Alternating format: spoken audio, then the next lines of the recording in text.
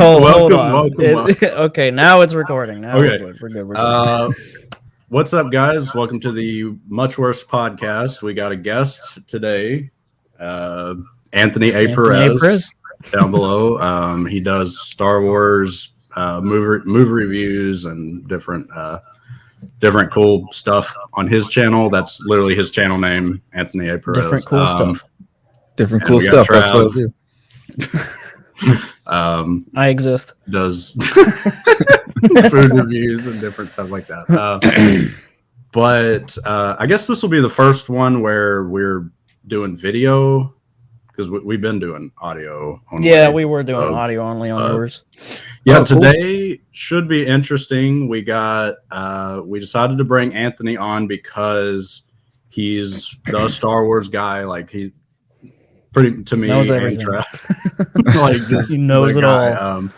So I don't know about that. I don't know if I know everything, but I appreciate you having me on, my friend. I'm definitely looking forward to it. Always good to talk Star Wars.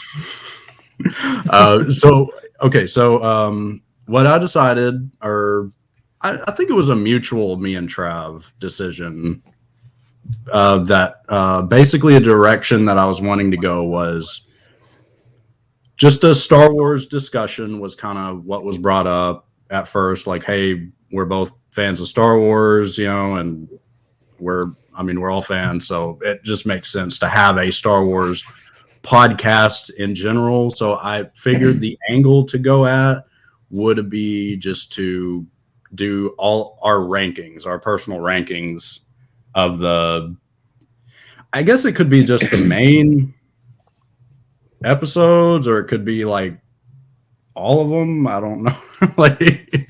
If you want to just do all the movies, just all the movies. I would assume all the theatrical releases is probably the path to go. That's a good way to put it. So don't forget about Solo, guys. Don't forget about it. No way. That's weirdly the first thing I thought of was Solo. I just thought of it too. I was like, wait, I can't forget about Solo. But what I thought about is maybe we could each go through, like, each at a time, take a turn, and just we all just kind of discuss, like, maybe from worst to best is what I was thinking. Yeah, kind of like how we did the superhero thing. That And that's kind of how I was thinking of it, was like I would just sort of bounce off of like yours, and then like you start, and then we can do it like that. Bounce off, just a discussion. Sounds good. So I guess how to even begin. I guess I could start with my least favorite. Now, okay. I know that Anthony has seen the Clone Wars, like I think it was the theatrical Clone Wars movie. Yeah, so I was gonna say right out of the gate that is the worst one. That was gonna say the worst theatrical Star Wars movie for me is the Clone Wars animated film that was the precursor to the animated show that would go on to become one of the best things Star Wars ever did. If you want me to, I can just really quickly. For me, that movie it's dated. It doesn't work 100%. There's elements about it that are not fantastic. The whole premise of the movie, essentially, outside of all the stuff they're trying to cram in to kind of set up for the show, is that Jabba the Hutt's son has been kidnapped by the Separatists, and the Jedi must now go kind of capture this little hut, and it's just like a little cute baby hut, little fat little thing. I think they call him Stinky in the movie. That's what Ahsoka calls him. And it's a goofy movie. I think it definitely shows that early essence of cheese that the Clone Wars had that definitely fizzled out eventually. But as a movie on its own, it's definitely the worst one. Now, have you guys not seen that one? I haven't seen it. I haven't. I've always seen that. I've always known about it for years. And I don't know when I was planning to watch it personally, just because I have not. I've seen some Clone Wars. Like I'm also not caught up on Clone Wars, but I keep meaning to. I don't know if Trav is more caught up than me. I don't know. I mean, I'm somewhere in there. Like I think I would say maybe like season 3. Yeah, no, Anthony gives me a hard time for not finishing it behind the scenes. But you gotta finish it. We can get to that on a different podcast. But yeah, all right. So if we're talking live action movies beyond this one, okay. You know, who wants to go first? I suppose. Ryan, what do you got? For me, I mean, always. I think I know where he's going with it. Always and forever. It's gonna be episode 2. Is the worst for me. Like it's a whole thing. Like I don't know. Like because I'm as a kid, the prequels were freaking. I mean, that was the thing. Like that was the thing. Like for me and Trav especially, like that was our thing. We're all 3 around the same age, so I think we all kind of grew up with those. You know, for sure. We didn't quite get to go see the original trilogy in theaters right when it came out. So, no, unfortunately not. Which I ended up seeing episode 3 in theaters. I saw that one with my uncle. But 2 was a weird case where I really liked it. Like I liked it when I first saw it. I don't think I've ever loved it. There's elements to appreciate, like, because I've rewatched the prequels however many times at this point, but there's elements in there that are pretty neat. Like I had never noticed. It took a while for me to notice that Dooku's like saber was like curved. Yeah, he didn't know that until basically recently. I was like, wait a second, you didn't know that? I was gonna say, seriously, toys for it and everything. Like, I don't know. But I guess that shows how much you didn't care about rewatching it. Like, wait, curved saber, like curved handle. I don't know. I mean, then again, that's kind of my personality. That kind of shows my personality with movies. Like, I will notice lots of things, and then there's like super obvious things that I'm like, what? And I'm also, I don't know, that's another thing where Trav differs. Trav is probably the kind of guy who noticed that instantly the first time he ever watched it. That's probably Trav.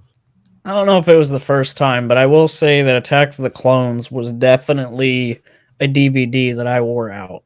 I wore that out. Like, I rewatched it and rewatched it. I don't know. I guess it... Okay, I know why. It's because 3 wasn't even out yet. And so I'm just watching that.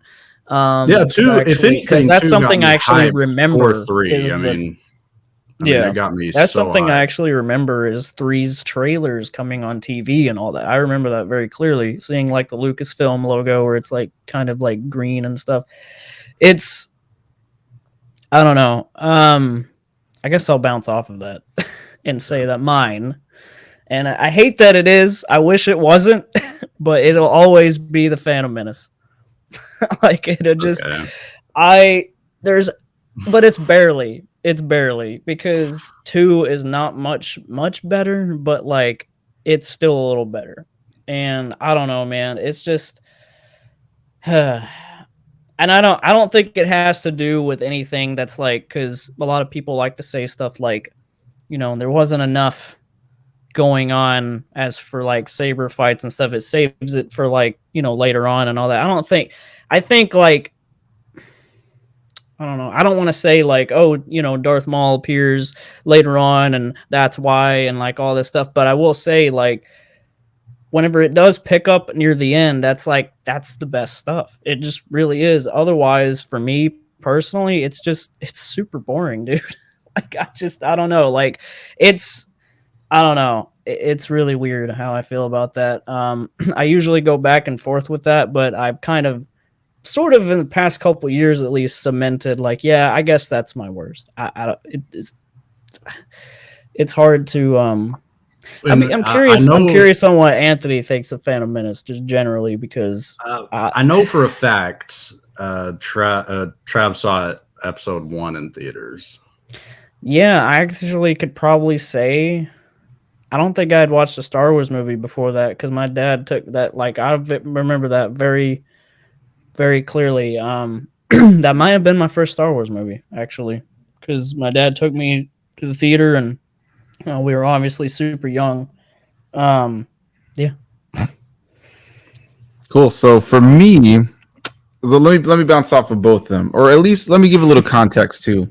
Star Wars has always been in my life, and we can probably all say that. But for me, I was integrated into it pretty early. I had a lot of cousins who were older than me that already had like rooms filled with like literally like, you know, when you'd go to somebody's room growing up, and it wasn't like Trav's right now or like yours where it's like a couple of posters spaced out, you know, nicely framed. It was like, you know, you go to that person's house and like it was like literally you couldn't even see any wall because it was just posters.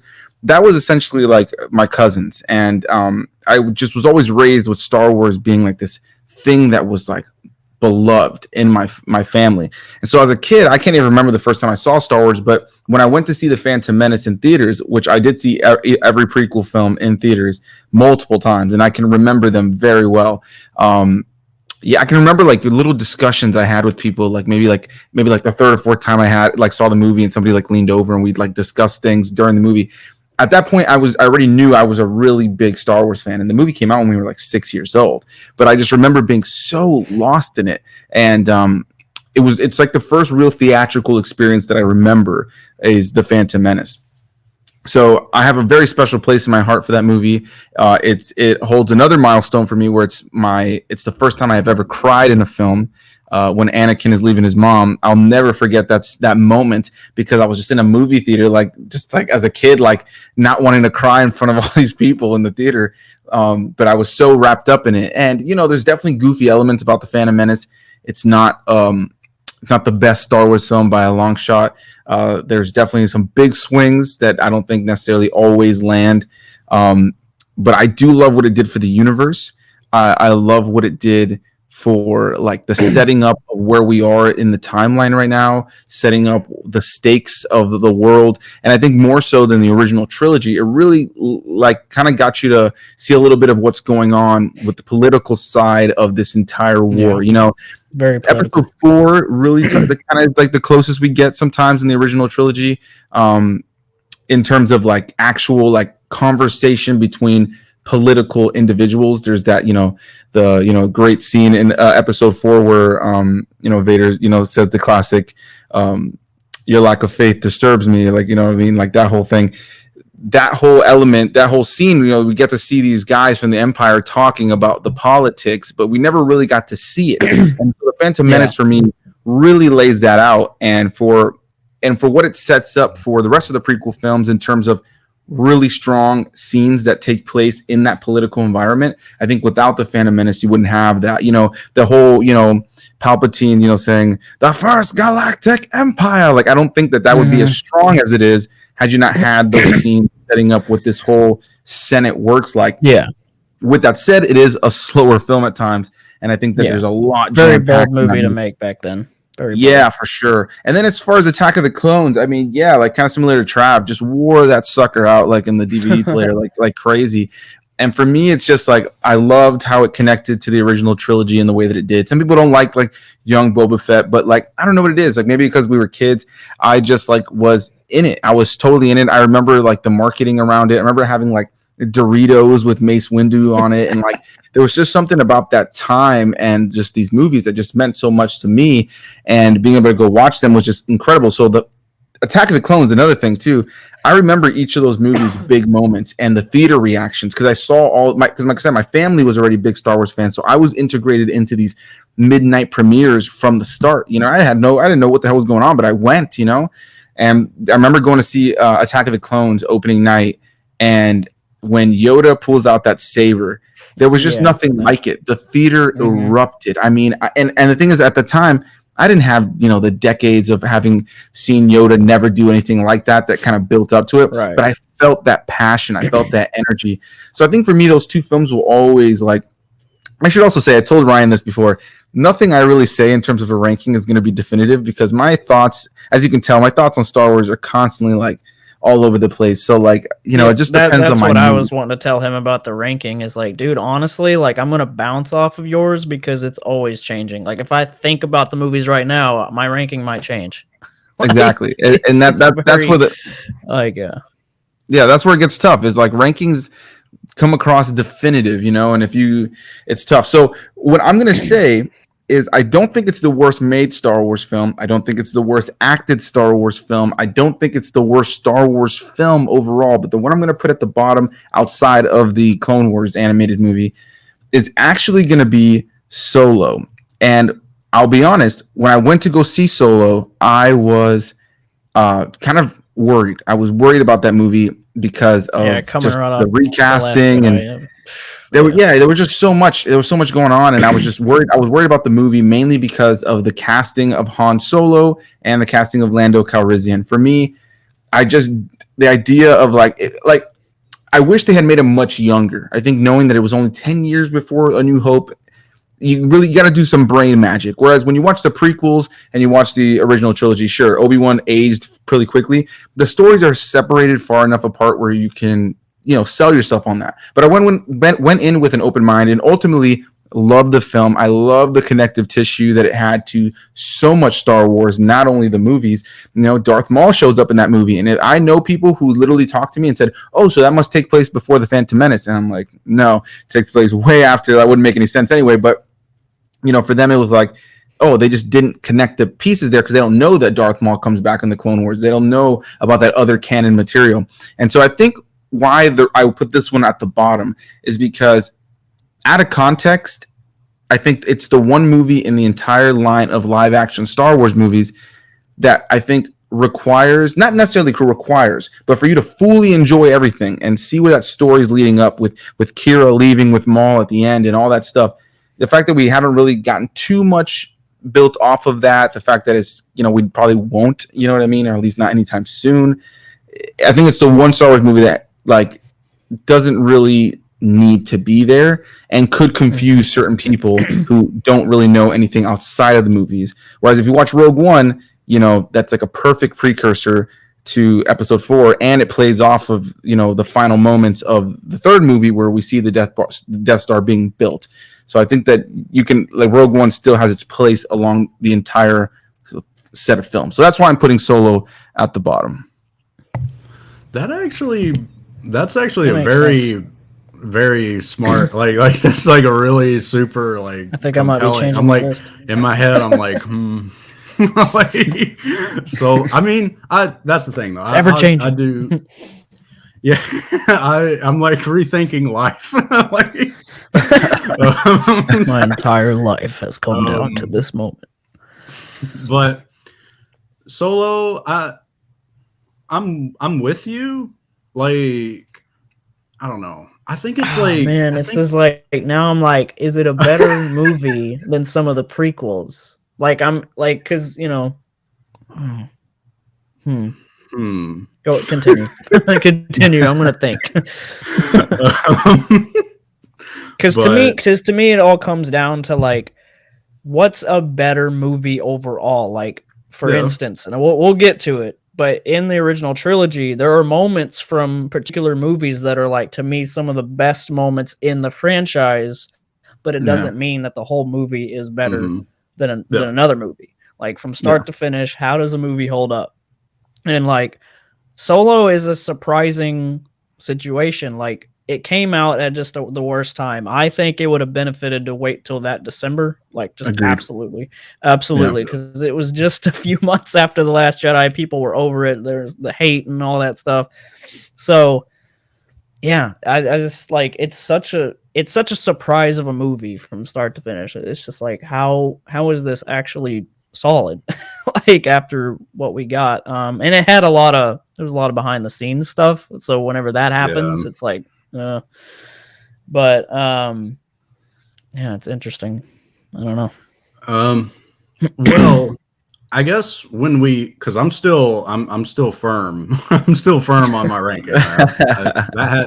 it almost has changed my mind, but not quite, but almost. But we'll get to Solo. My thoughts on Solo. We'll get to that. But second worst for me.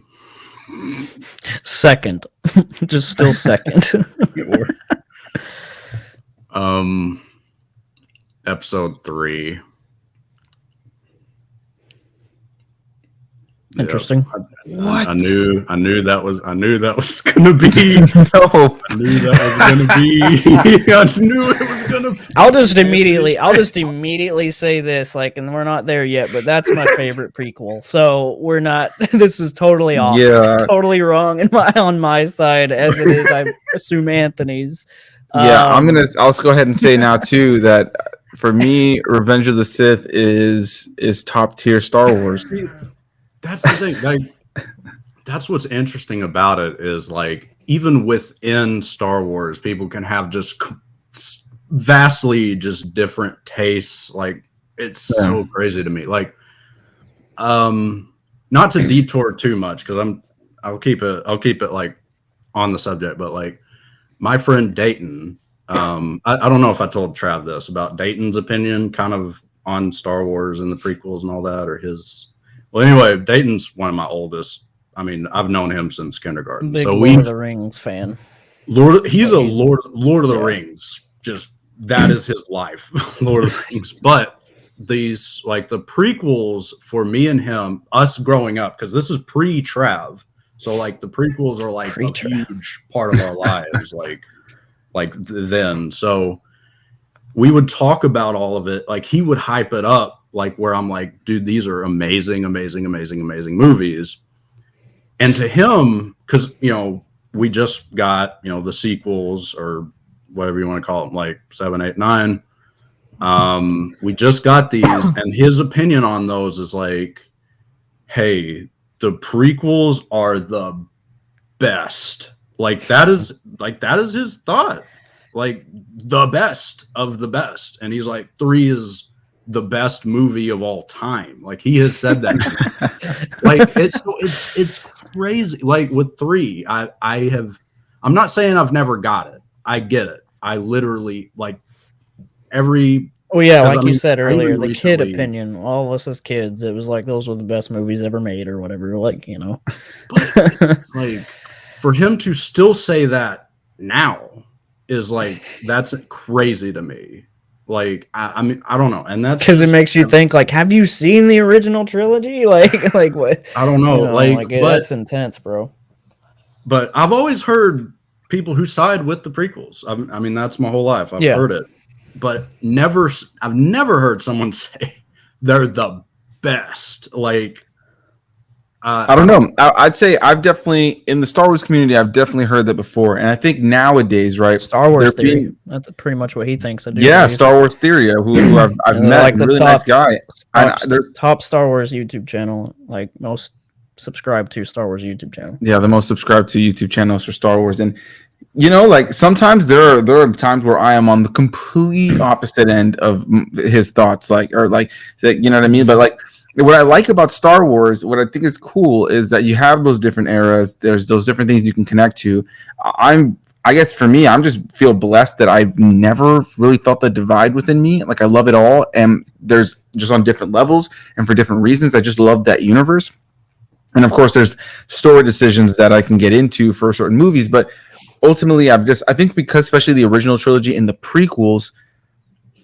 It was before this age of this kind of discussion on film, you know what I mean? Like the over critiquing, you just kind of watch something and let it roll over you, and we don't have that anymore. So I think the sequels, not to say that the prequels didn't have that kind of discussion going on, but it's different today, And so I think for me, the prequels, like I think a lot of people see the sequel trilogy now and then look at the prequels and think to themselves, well, man, the prequels, for whatever flaws they had, really showed you where the universe, where the galaxy was at this point in time.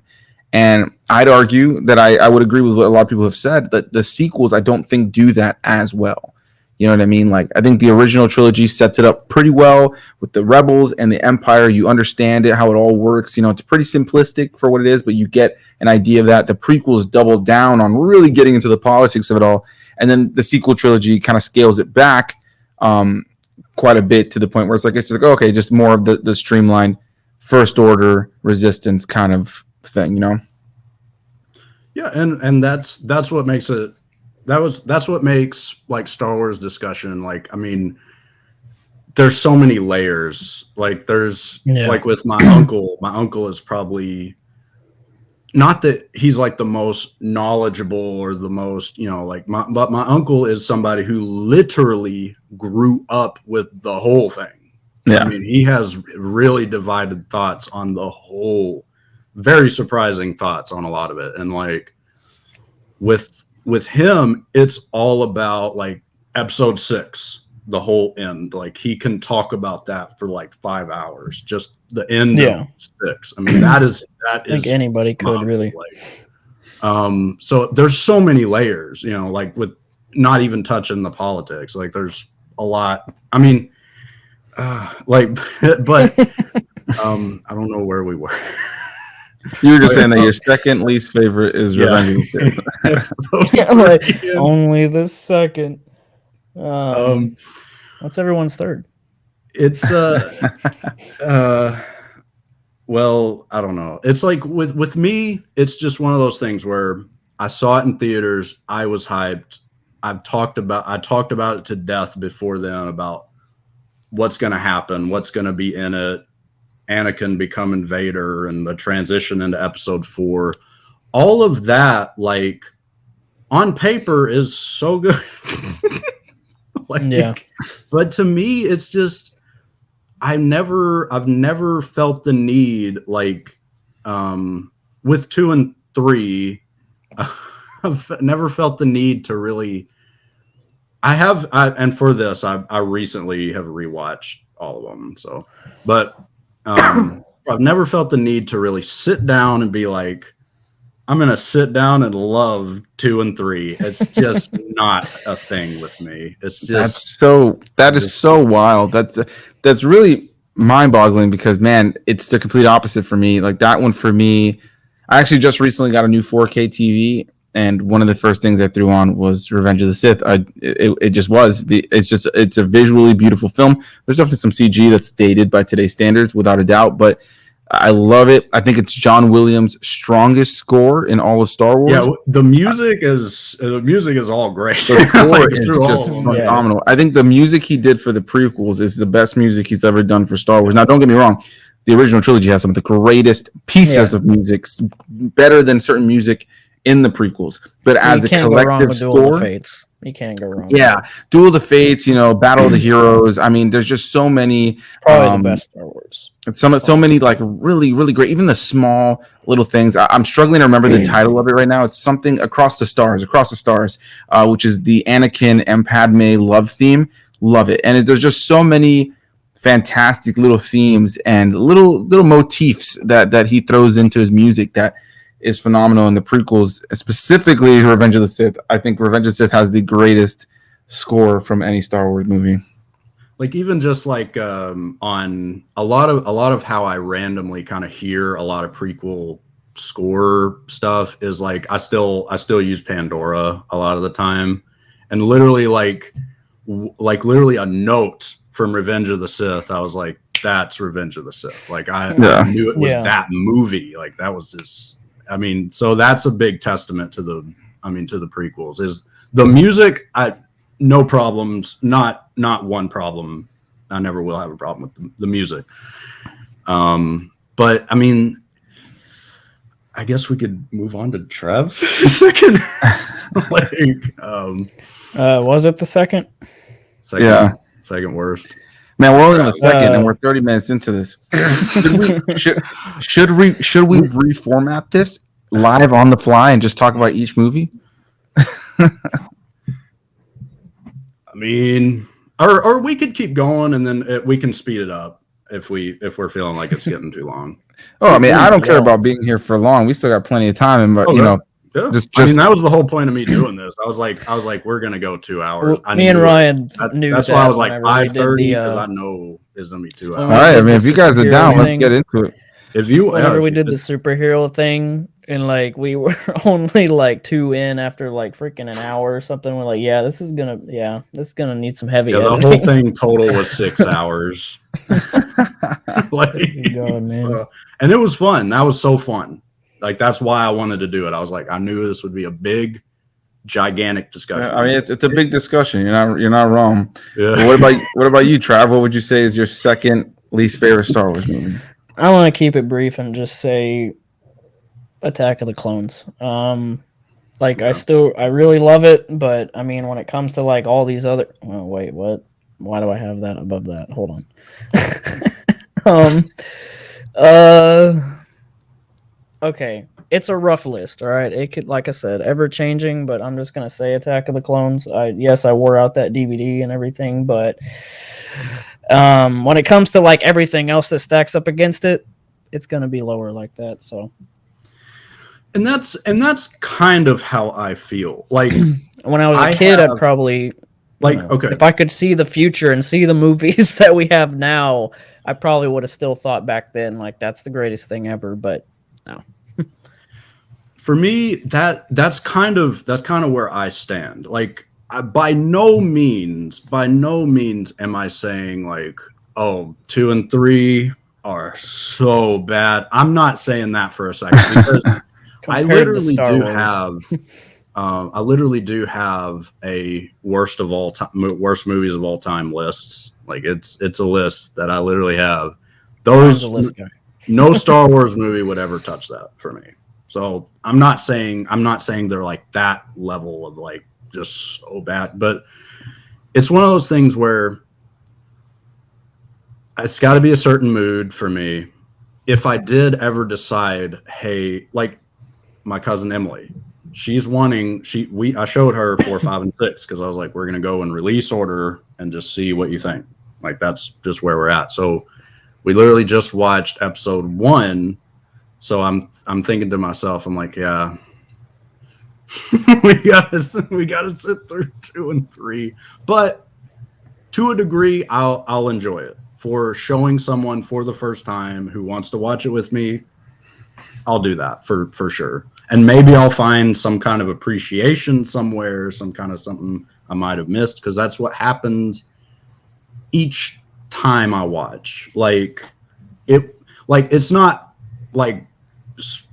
love, but it's not like I hate them. Yeah, I know what you mean. You're just kind of like almost like neutral about them. Like they're there.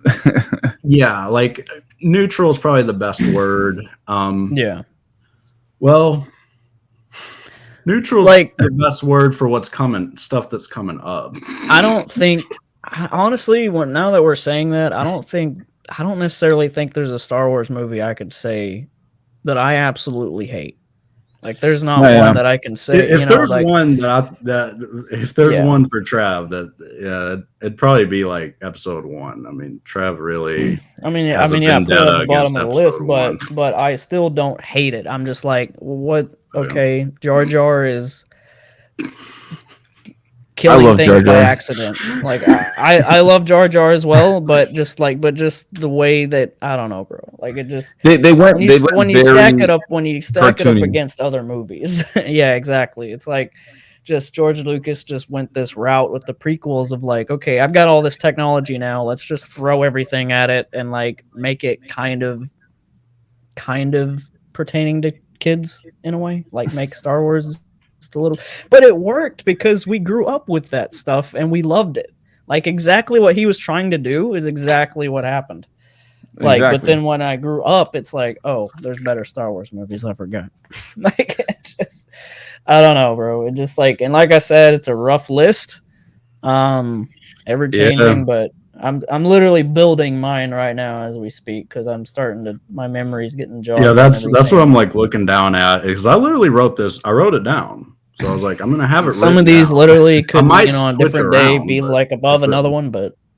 Exactly. Well, like, for me, it's like this is totally not definitive because it all depends on the day. But I would say for me, my second least favorite is gonna be it's gonna be the Rise of Skywalker. And again, similar to Solo, my man, it's not for me, anybody who knows, saw my review or any of the videos I did about it when it came out, like I love that movie for what it is, but like I had a great time with it in the theater every time I saw it. Yeah, same. That's how I felt. It's just when I really think about it the most, it's just I already knew this going into it. I said it a million times before the movie came out. There was no way in hell that movie was going to match the ending, not match it, but even give us an ending of closure the same way that Return of the Jedi did. It just wasn't going to happen. Those final moments of Return of the Jedi work so well as an original closer to the original trilogy, and then to add the prequels on and for it to still work almost even more so as an ending to the prequels and the original trilogy, I think is a testament to how strong that movie is, specifically its ending. Because there's elements about the Return of the Jedi that aren't fantastic, but what I love about it is it just, I don't know, there's just something about the way that they told these stories, you know. And I think with Rise of Skywalker, we saw it. You know, I was a fan of The Last Jedi, and I know a lot of people didn't like the film, but I loved The Force Awakens, despite its similarities to A New Hope. I loved it for what it was doing new, and seeing the series come back. I think Force Awakens is one of the most well-paced Star Wars films to ever exist. I think it's one of the more exciting, just fast-paced, fun-to-watch movies. And I think The Last Jedi did something cool and different. There's some things now that, you know, you can question, but like The Rise of Skywalker for me is where they would have anything that I may have questioned for The Last Jedi. I think The Rise of Skywalker was there for them to kind of, hit the nail on the head, just, really send it off. And they've already come out and said that they didn't plan out the sequel trilogy. And with Rise of Skywalker, that's where I was able to tell. I think that you could have had The Force Awakens and had somebody different come in for The Last Jedi. And I think The Last Jedi plays off of The Force Awakens well. Like, there's some story decisions that people are going to have different opinions on, undoubtedly. But ultimately, I think that The Last Jedi plays off of The Force Awakens pretty much what we not necessarily what we expected, but it plays off of it well for what it is. The Rise of Skywalker feels like that, like they were juggling to try to, appease certain fan bases. There's things that don't feel 100% earned. Palpatine. I love Ian McDiarmid, but Palpatine just being shoehorned into the story and the line literally being, it's a joke at this point now, it's a meme, but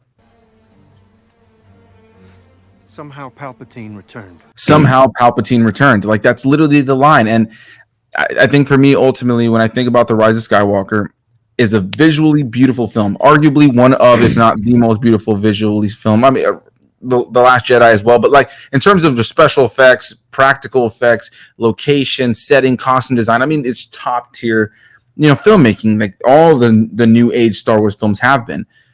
But I just think it's the one that it even leaves you with more questions at the end. There's the new female character that's introduced. I always forget her name because it's just like her name doesn't click with me, and I think that's part of the Rise of Skywalker. That also there's elements about it that I'm still learning that didn't take me this long to learn as the other Star Wars films. I believe it's the other ex-Stormtrooper character, the one that at the end they kind of hint at her being Lando's daughter, and it's just kind of weird, right? Because then they kind of leave it's the ending of the series is supposed to be, and they leave it with more open questions.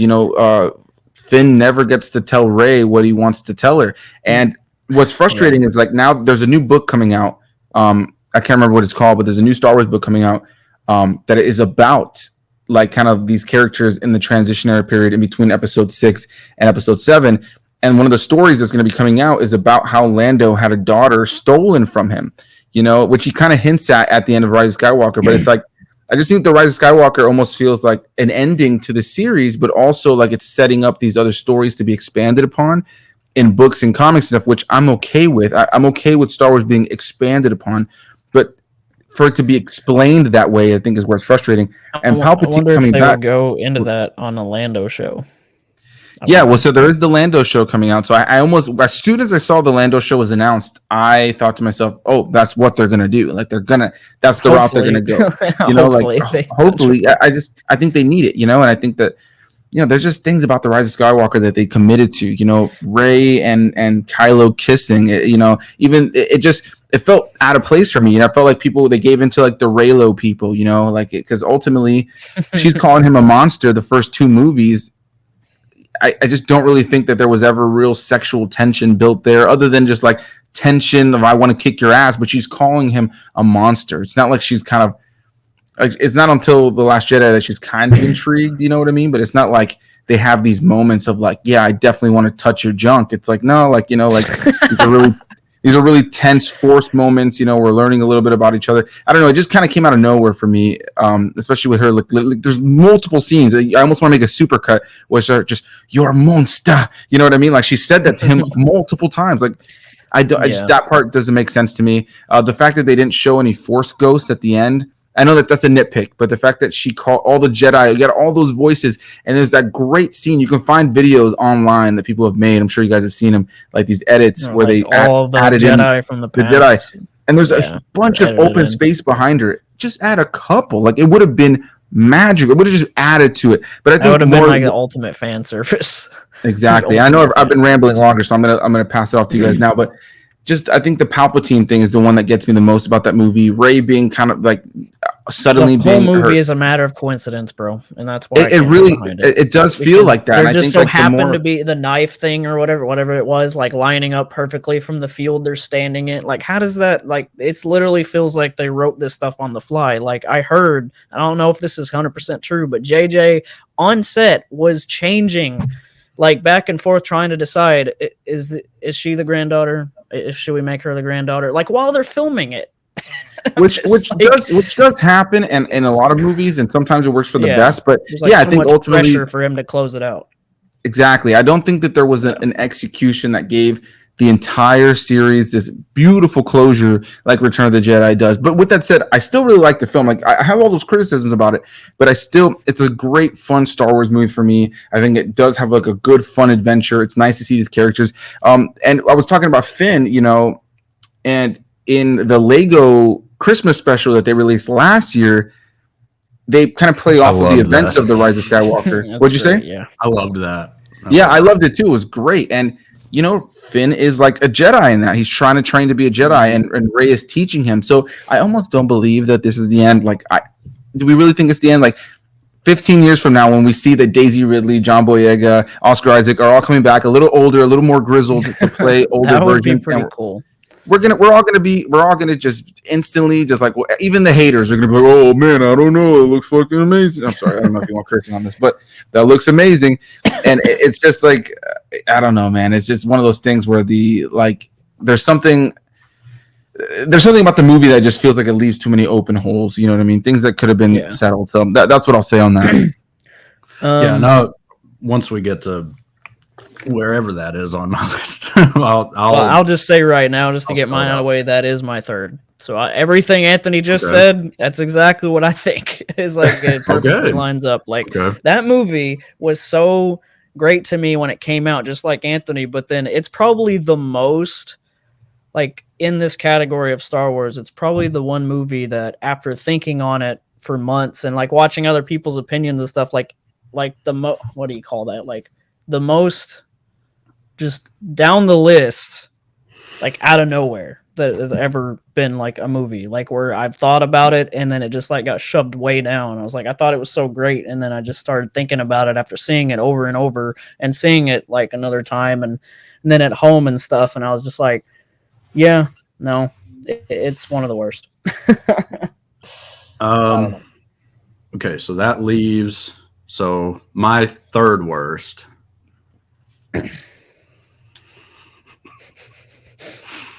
Episode 1.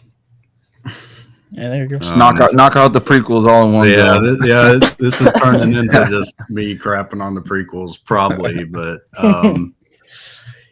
I've always liked it the best. I mean, ever since I first saw it, I was like, it's good. Like I think it's a legitimately like I don't share Trav's opinion of it being like just like the worst. Like I don't. Just kind I've of never really thought that. Like I've never thought ill of it, if that makes sense. Like I've never been like, I don't know. That's the one that I am always the most excited to watch out of the prequels. If I'm gonna rewatch the prequels, that's just the one. it's very weird.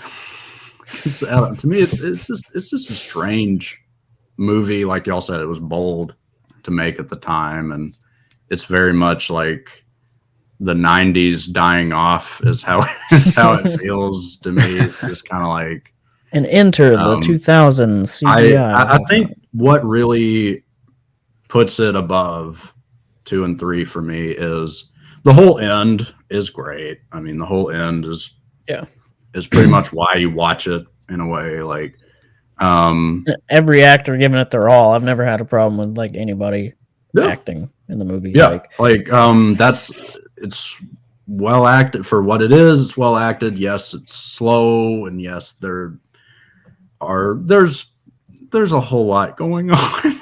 Are you an angel? Dude, real quick, I don't know if Anthony saw that, but did you see that documentary that was the kid that almost became Anakin Skywalker? I didn't see that documentary. That I saw that it came out. I gotta check that out. But I have seen, like, when I saw the images of that kid, like I've seen the behind the scenes footage of him like being part of that like 100 times. Do yourself a favor and watch Star Wars Theory react to that, because pretty much what he said is exactly like, as soon as the kid that was like trying to, because there was like 2 other boys other than, I'm blanking on the kid that Jake was Lloyd. Anakin. Yeah.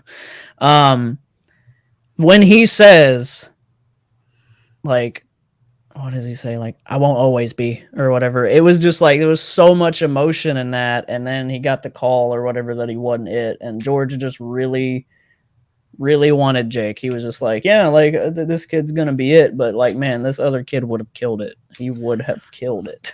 Yeah. There's like a darkness in him. And that's what Theory was saying, is like, he was like, if anybody's going to be a kid, like leading up to being, you know, the most feared man in the galaxy, it's this kid. Like, because just the way he delivers lines was so much emotion. I was blown away by that. I was like, oh, it's just going to be like these kids like saying it kind of similar, but that one, no, he stood out to me. Yeah, for sure. Crazy. I think, you know, it's one of those things, because Jake Lloyd wasn't like the greatest kid actor. It's funny because 2 movies that I love him in, you know, people always crap on him, but like, and it's really sad to see what's happened in his life right now, but like, Star Wars: The Phantom Menace, but also Jingle All the Way. It's one of my favorite films of all time. So I always think of Jake Lloyd from those 2 things, and he's just like, I mean, he's just like a charming kid to me. But no, yeah, like it's crazy, you know, like how different something could be. But I think that's where I think that I would have to say that's probably one of the biggest things that George Lucas's vision of Star Wars, like almost on a whole level, is different from his fan base. And what I mean by that is that everybody wanted a younger Vader to be this darker, more grizzled character, this character with a little bit more of a mystery behind them. But ultimately, George's vision, like the reason that the story matters to him, and he's talked about it on a million occasions, is the fact that Vader was such a good person. Like the fact that Vader was such a good-hearted person and then fell to the dark side, for him was more of like the tragedy of the character, versus it being like a character who maybe had a little bit of it in him, who was good, but maybe like started to fall in that way. I mean, that's ultimately what they do with Anakin as he gets older, but he always wanted him to come off a little bit more like, I'm the good guy. Even in the Clone Wars, you know, he's got a similar voice to Hayden Christensen, but it's different enough. And there's almost like the I'm the hero kind of character. Like that's what he wanted him to be. So I think that's why that Jake Lloyd casting choice always sat weird with certain people, is because it's like, you know, George wanted him to be like this really almost to a goofy extent, like yippee, like kind of kid, you know? Yeah. Like, and Jake Lloyd, I mean, maybe for a lot of people, he is like, well, I get probably him or Jar Jar is probably like the biggest, like, oh my gosh, this movie is so bad. Like, I don't know. I have never minded Jake Lloyd. I've never thought that hard about it. You know, like, I don't. Me neither. Mind him. Like, for me, I think one thing about the Phantom Menace and why it's the worst is like, look, like no hate on the kid or anything, but bro, like me and Ryan have agreed upon this in the past when we've had like hours and hours conversations about Star Wars and everything is like, dude, like just somehow start the Phantom Menace where he's like basically, I mean, I know it'd probably mess up with some of the age or whatever, but there's a little wiggle room on Vader's age later on, like whatever, but like just start him out as like the age he was in Attack of the Clones or around that. Like, why is it got to be? I don't know. It bothers me that it's just like it's basically what me and Ryan said is it should have been episode 3 split into like the 3 movies. Yeah, that's what I've said. I've said that a bunch of times, that if you literally made the prequels episode 3, but it's the plot of episode 3 but across 3 movies, and it can have a little bit of time. I think you got, like because 1 to 3 there's a lot of time. So, but I think that's what George is probably trying to go for. But that's probably my biggest gripe about 3 is that it's so much. There's so much happening. Like it's jamming just so much story all together. Like. There's like I was watching a Star Wars Theory podcast, and one of the guys on there said like something like there's like 4 or 5 saber fights in that movie. Like there's a lot. That movie needed to be like the 3.5 hours. It's well, I mean, like the original cut that George Lucas had of the film, if I'm not mistaken, was over 4 hours. And the opening scene alone, everything with General Grievous and stuff in space, was 2 hours in and of itself. So I mean, I would watch it. Like if it's I would kill for that, bro. I would kill for it. Release the Lucas cut, honestly. But no, yeah, it's wild. I get what you're saying. I think ultimately, had they done a trilogy more just in the Clone Wars leading up to the end of the Clone War, it could have been better. Now, of course, we got the show, which is just phenomenal. I wouldn't change anything about it, but it's which does flesh all of this out. Like that's why I feel like I have even less gripes with the film. I can agree with certain criticisms about it, like being jam packed, but having seen all the Clone Wars and getting all of that context, it's like it almost just feels like another a elongated episode of the Clone Wars, where you already have all that information that sets up anything that happens in that movie. That is not necessarily like a good thing for a movie in and of itself, but it's. I guess it's tough. Like, go ahead. What? I was gonna say it's tough, like nowadays, to like view movies in the same way when we do have so many things. Like even like the Marvel movies are doing it now. Like we're getting to a point where if you aren't keeping up with those shows, you're gonna be lost, and they're gonna say, "Well, oh well." I don't know. I just think like if they would have started Anakin out just like a little older, like imagine like a young teenager instead of a kid, like having to deal with like the pod race and all this stuff, and like I don't know, there would be they would be a little bit more. I don't know. I mean, I guess they just that's one big thing for me. Like why 1 is above it's excellent. A lot of them is that pod race. Scene is like phenomenal. That holds up to them. That was a true like George Lucas, like with his technology, and back then and everything like that is like that's top notch. Yeah, that's a top notch sequence for sure, 100%. But I agree with you, Trav. I can see what you're saying. Like I think had Anakin been older, that's why some people do the machete form of watching. I don't know if you guys are familiar with that, but like people watch either chronological release order. And Machete cuts out Phantom Menace, and you just start from Attack of the Clones.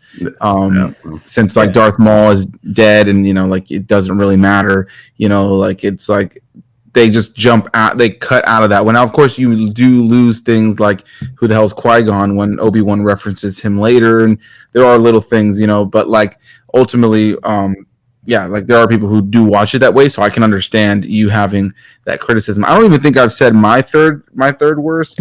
But if I'm gonna throw out my third worst now, I'll say it's Attack of the Clones. Again, I gave all kind of praising for the film earlier. I just think at this point in the list where we're at now, you got to start chopping off ones. But this thing, I like all these movies, so it's just a loose ranking. I'll say that. What's the fourth choice for you guys? Fourth choice, like I said, now I'm gonna have to like look at what I wrote instead of saying something that I'm like, wait, that's not what I meant. Like, I'll just say it real quick because we already technically covered it, but Solo. I mean, if Solo. we're starting to literally chop Solo stuff down, is my even next. though I really like the movie, but when I think about a couple other movies, like it's really like I'm having to like imagine these movies, and I'm like, wait, okay, how do I feel about them? Yeah, like, versus other ones, and there's a couple of them that are like, man, this is so close, but I had to put one above the other. So it's Solo right here for me. Solo for me, Roughly. and this might be Trav's reasoning, is that I believe this is midway in the whole thing. I believe it's pretty much midway. That's just how I feel. Is literally the most middle of the road you can feel about a movie. I almost don't even consider it a Star Wars movie. Almost. I mean, it is obviously, but it's like it's just such a C grade, C minus grade, just movie in general. Like it's just. See, even with me putting it at the bottom, I wouldn't say that. Like I wouldn't be excited to throw it on again. Probably. I mean, maybe ever again. See, I've enjoyed it every time I've watched it, and there are little things about it that like I'm like, oh, I don't really know about that, or I don't know about that, and the casting thing still feels weird to me, but I've just kind of come around to it. Visually, I think it's one of the better Star Wars films, like just on a visual level. Of course, any of the modern day Disney stuff just has that advantage. I really enjoy the score and the reprisal of different popular Star Wars motifs over the course of the film that really amp up the thing. I do agree. For me, like it just feels like one thing criticism people make is it feels like a checkbox list of like everything about Han Solo crammed into a movie. How he got his gun, how he met Chewbacca, the Kessel Run. Like it just like they got like how he met Lando. Like it just so happened to all be in one movie. Like that's kind of exactly like one adventure. It's like okay. And then the one thing that's kind of funny to me, which they've done again in Star Wars Rebels, which spoilers I guess, but not really, is something people didn't like, but I actually kind of think is funny, is when Solo is running from those, those people on his planet, the people who obviously have control of him and Kira, on Corellia, on his way out when he's at like that spaceport. Obviously, we know he goes and signs up for the Empire. Well, before he goes up to it, when he just sees the door of it, you can hear the Imperial March, classic Darth Vader sound, but it's like up a couple of octaves, and it's supposed to be like their. Like it's as if the Empire uses the Imperial March as their like, national anthem. They're like music to kind of get we want you kind of thing. Like so, I thought that was kind of funny. Some people hated that, but I thought that was like a cool little... I appreciated that. Like I in theaters, I was like that was cool. Like that. Yeah. I love that. I do agree with you though. Like I think that again, it's at the bottom of my list. But it's just I think it's a fun Star Wars movie. I just think it's the most that feels like it just doesn't need to exist. That little connective tissue that is the dice, I really appreciate because in like The Last Jedi, I do believe that when Luke goes into the Millennium Falcon, isn't it hanging there and he or he takes or he looks at him or something. So it's like I didn't even personally know about anything like about the dice or anything, so I'm glad that Solo had this there's this meaning to it. It's like that's the one thing of the movie that's like, okay, you saw it in that, so it's not all for nothing. But yeah, we could have not had Solo and we would have been fine. but I appreciate it exists. I appreciate it. It's just like when it stacks up against other movies, anytime I do a Star Wars franchise rewatch, I almost always forget about it. I'm like, oh yeah, we're gonna watch Solo. And that tells me that it's like not as memorable as other movies. Like it just, I don't know. But even though I dig it and I like it, but it's no. Yeah, for sure. But Trav's. Wait, no, you're fourth worst. I already said Solo for 4. Okay. Yeah, so Solo for 4. I mean, I'll throw mine out there. I guess at this point we have to just start just knocking off certain ones. So getting rid of them. Yeah, I got at this point. I'll put the Phantom Menace. Again, I've already said I love the film. I think it does a lot for the We're all series. Bouncing around each other with all this, which I like. Yeah, I mean, it's I love Qui-Gon Jinn. I think Qui-Gon Jinn is a fantastic character, one of the best Jedi characters to ever exist. I wish they would do more with his character. I'm really looking forward to. I'm fingers crossed. Yeah, how different would it be if he would have lived? Like if he was in episode 2, it would have been insane. It would have been insane, and I really hope that the Obi-Wan Kenobi show plays on him. Like kind of getting him in there. We know that Qui-Gon is really the one who taught pretty much all the Jedi in canon how to do, or at least all the Jedi we follow, on how to do the whole Force Ghost thing. Like he was the first one to figure it out of them, and then he reached out to Yoda, and Yoda reached out to Obi-Wan, who had essentially Qui-Gon teach him, but we just haven't seen that. So I'm hoping that show touches on all that. But Phantom Menace, love the film. I love the score. There's Jar Jar. There's these things that are goofy about it, but the pod race, Duel of Fates, that final action sequence, what it sets up for the rest of the films, and just my personal connection and memories around it. Yeah, like it's gotta. I gotta put it there. I still love it, but it's a little bit lower because it is a little bit slower and doesn't have as much of an exciting pace to it. Yeah, and last word on episode 1 for me, I love Jar Jar so much. I think that might be why it might be why it's so high for me. Is just I just love Jar Jar. I mean, I don't. Whoops.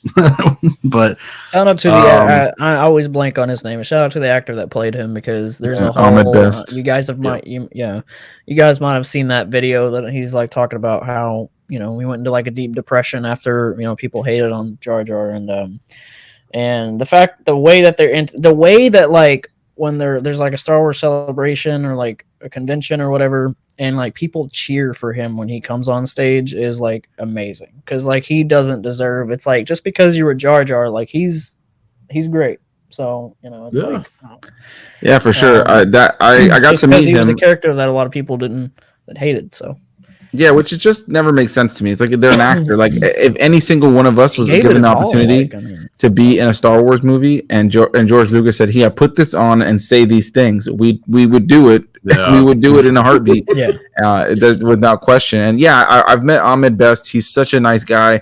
When I had the chance to meet him, I shook his hand. I looked him straight in the eyes, and I said, "Thank you for my childhood." And he was just the nicest guy. And yeah, I was in some of those panels that like Trav was talking about, where like he came out and the place the place went crazier for him than anybody else, and I think it was because everybody felt like he just needed to be compensated for the years of just online abuse and things that he's received. And to hear him talk about like wanting to commit suicide and things like that over this role, but then to see him come to these events and just get emotional from these huge moments, that kind of stuff around the Phantom Menace has always kind of kept it higher up for me, because I love it. But I mean, I guess in the grand scheme of things, it's essentially like middle of the road for me, but I still love it. And real quick, shout out to, I never know how to pronounce his name, but Jonas. That's how I pronounce it. I have his signature right here. But Jonas. That is the only Star Wars guy that I've actually met, which means, man, I need to meet more Star Wars celebrities. But amazing job as Chewbacca currently. Well, I mean, I guess it's kind of, I don't know if he's doing anything else in Star Wars right now, but him being in the sequel trilogy and that little touch that he was in Solo, I was like, I love that. I was like, they brought the same guy to be Chewbacca, and he does amazing. And Chewbacca is just one of my favorite characters, so loved it. And just like the other guy, like one of the nicest guys on the planet when I met him. Super nice. Yeah, I also met him at the last Star Wars celebration for the first time and got his autograph, and he was just so so nice. Yeah, I don't know how to pronounce his last name, but it's Jonas. That's all I know. It's like pronounced like with a Y, like Jonas. I can't remember where he's from because he's got that thick accent too. But I mean, really nice guy, and I love the kind of like what you said, like the fact that they got him for the new trilogy, and he's just going to be Chewbacca. So Chewbacca showing up somewhere, he's going to show up as Chewbacca, which I think is really cool. Super cool. He's got the height. I was like, dang, this guy's tall. Oh wait, he's Chewbacca. It needs to be like, he was super tall. He was super tall. Okay. Okay. So number 5, fifth worst. Revenge of the Fifth.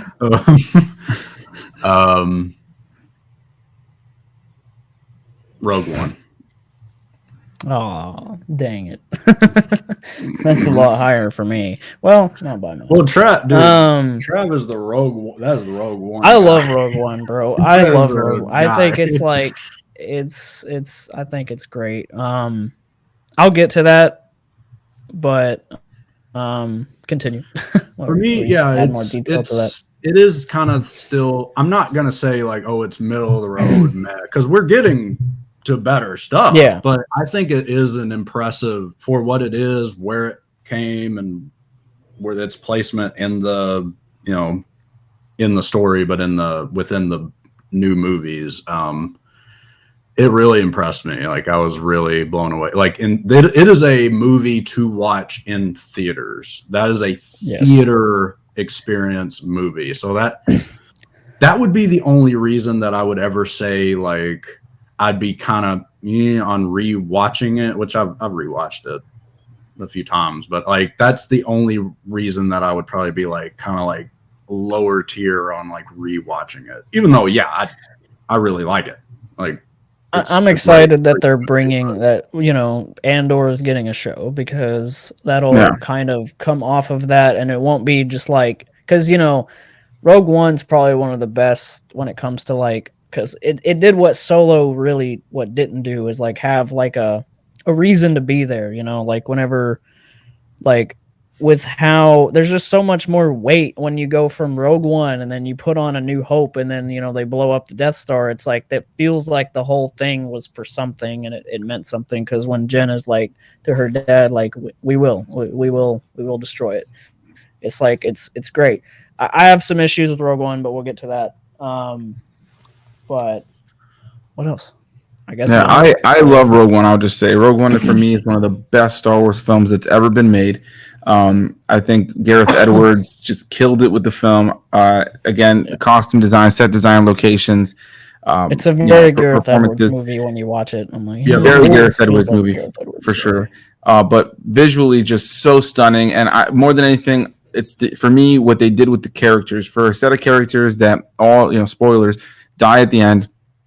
They really did a phenomenal job for majority of those characters. There's a couple that I would say like maybe they could have fleshed them out a little bit more, and some of them I guess I will admit I've fallen in love with just because of the multiple watches. But Jyn Erso as a leading character, I think, is a top-notch leading character, and the greatest scene that she has in that movie that just really sold me on everything and the entire mission was the scene where she's watching her dad's message as everything is crumbling around her. The performance that is being given in that moment, it's so real. The music, everything just leading up to that moment that it fizzles out in front of her is just top notch. Everything that happens there on Jeddah is just great. You have the great banter and back and forth humor with K2SO and Cassian that just works so well. Chira Imwe played by Donnie Yen and Baze Malbit, like I would say that Baze Malbit and Bodhi Rook are probably the two characters that don't get the most to really do, and they're just kind of there almost as like they kind of help in certain places. Chira is great. He's really funny. That scene where he's kicking all the freaking stormtroopers left and right and just beating them with a stick, like hitting the one guy on the foot. Like, is your foot all right? Like, it just, I don't know what it is. Just everything about that movie for me, it's just so great. Jyn shooting the one Imperial droid and K2SO like be standing right there. It's like, did you know that wasn't me? like just everything, taking them to the prison right after, and like him like smacking like Cassian. Can't tell you how many times me and Ashley quote like, if like a game or another movie talks about having prisoners, like these are prisoners, like I don't know, it just it's such a quotable. It's a quotable movie. It's a quotable movie. It's fun. The final 5 minutes are some of the greatest Star Wars ever made. The score. Now, this is something I definitely got to talk about because Michael Giacchino, who's done a bajillion movies and TV shows, and my first thing I ever heard him from was from Lost. He did the score for the TV show Lost. And then I know he did the score for like Doctor Strange, and I mean he's done the score for so many things. But this was the first ever time somebody was coming in to score a Star Wars movie that wasn't John Williams, and I was very, very, very concerned. But I think he nailed it. He took what John Williams set up and created really great new themes for new characters, and like there's just so many great moments. And the music in the final 5 minutes of the film are some of the greatest Star Wars music ever made. So yeah, Rogue One is definitely higher up there for me, and I just had to get my opinion out on it now. Yeah, I mean it's a great movie, like for what it is. It's just I think the biggest problem is just what's coming up is just like, oh my gosh, crazy quality. But okay, so that'd be the sixth. Vader in the hallway, real quick. Like, Okay, I actually remember thinking, no, they're not doing this. Like, it goes dark and everything. You hear the kind of siren, you see the rebels. I was like, it's gonna cut to black and go to credits. That's what's gonna happen. Then the saber. I'm like, there's no way this is happening. Like, and it's one of the most rewatchable. I've seen that scene like just on YouTube a billion times. Yeah, that final 30 minutes, man. That's It's top notch. It's Fun so fact, great. Even Gareth Edwards is the one that hit the button to like release the like, and he says like, so technically I'm canon in A New Hope in a way, because he's the reason. He's like, I wanted to be the one to hit the switch and like take off. So I thought that was cool. I love that. He always puts himself in his movies. He always has like a little Easter egg. I didn't notice it at all. I had to hear it from him. I'm like that, like, because he's he's there in The Last Jedi as well. Yeah. But yeah, so The Last Jedi has actually a few cameos. If you like look in the back and stuff, like even like the director Edgar Wright is in the background of a certain shot. That's cool. So like there's a lot of that. Like there's also that deleted scene from The Last Jedi where Tom Hardy was a stormtrooper who it was a weird scene. Stormtrooper in Force Awakens, yeah. The scene, I'm kind of glad they cut the scene with Tom Hardy. It's because like you can hear it's Tom Hardy under the mask, which I thought is cool. Like I thought that was kind of like a funny nod. But if I'm not mistaken, he like slaps Finn's butt in the scene, like the stormtrooper, like they're in an elevator. I don't remember it super well, but if I'm not mistaken, that's what happened. And I when I watched that happen, I was like, all right, probably for the best if they cut that scene. But yeah, what number? I didn't know who I was until I put on that. I believe it's number 6. Oh wait. All right. So you said Solo. Your number 5. Your number 5 would be next, I think. Okay. So what was the last thing I said? I said the Phantom Menace, right? Is the last one? Phantom Menace. So the next one. Man, and this is where the problem comes in. Is like the more I'm thinking about it as we're talking, so the next one I'm gonna say is The Last Jedi. But I'm gonna be honest, I almost think I like The Phantom Menace and Attack of the Clones more than The Last Jedi. And so it's tough. Like it's again, this isn't definitive. This changes every day, guys. So this is just a conversation at this point. Hone in more on the opinions. Okay. But yeah, The Last Jedi, for me, I thought it was a great time. I remember walking out of the theater blown away, not even having heard a single peep of all the negativity. And when I went online and I wish that I still had this Snapchat video that I uploaded that night. I uploaded a video to my Snapchat of me just completely praising the ever-living just everything out of this movie. And it was like literally minutes later that I looked online and just saw, literally it was like, you ever seen that? I've never seen the show before. I think it's called like, I can't remember what show it's called, but there's like it just felt like I was in like that meme of the dog sitting in the house on fire. Like that's what I felt like. I was just sitting there like, oh my God, I love this film. And here's this chaos now. Yeah, it's crazy. But I think that movie is visually awesome. I love what they did with it. I really like the playoff of, there's definitely certain things that I'm not crazy about. The main thing, if I could change 2 things about The Last Jedi more than anything in the entire movie, it's Luke throwing the saber over his shoulder and what's it called? And the fact that no human or somebody that you can audibly hear or see subtitles says, I've got a bad feeling about this, or some variation on it. The person who says it, or the one who says it, is BB-8. And he says it at the very beginning when Poe is like going in to take out that ship and the dreadnought. And what's his name? BB-8 says something to him, and what's it called? Oscar Isaac's, Poe is like, happy beeps here, bud. Happy beeps. Like he's kind of like saying like, have happy beeps. But I had to look into the behind the scenes stuff for him to say like, oh, that's the scene where somebody says, I've got a bad feeling about it. Whereas like in Rogue One, you have the funny scene of K2SO about to say it, but then they cut him off, and he's like, say it. exactly. Or in Solo, it was, I've got a really good feeling about this. So I like, the play on it. I don't know why. That's just like that's a nitpick. It's 100% a nitpick. If there was really it's like something an Easter egg, like they wanted you to find it, I guess. Exactly. I would have loved to have heard somebody say it, and that eats at me. That's like the one thing that for some reason eats at me.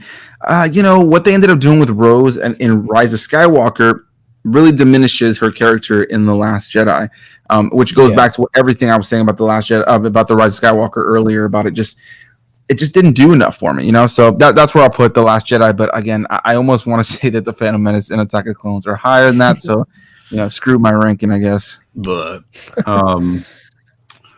okay, so then that was your fifth, so it's sixth. Okay, so what is? Well, I don't think I said my fifth. I don't think Trav said his fifth. Revenge of the Sith. That's just where I'll put it. Okay. And I mean, it's a movie I grew up with. It still means it's my favorite prequel. It's a phenomenal conclusion to it. It's a stronger conclusion than Rise of Skywalker by a lot gave us for that trilogy. And even in like Revenge of the Sith, like green screen all around, hate all of that. Like I wish there was more practical sets, but it's still like out of the prequels my favorite. But I'll just move on from that because I can talk about Revenge of the Sith forever. But yeah, just so we're on number 4 now? That's one of my biggest issues of the prequels is just that. Yeah, it'd be.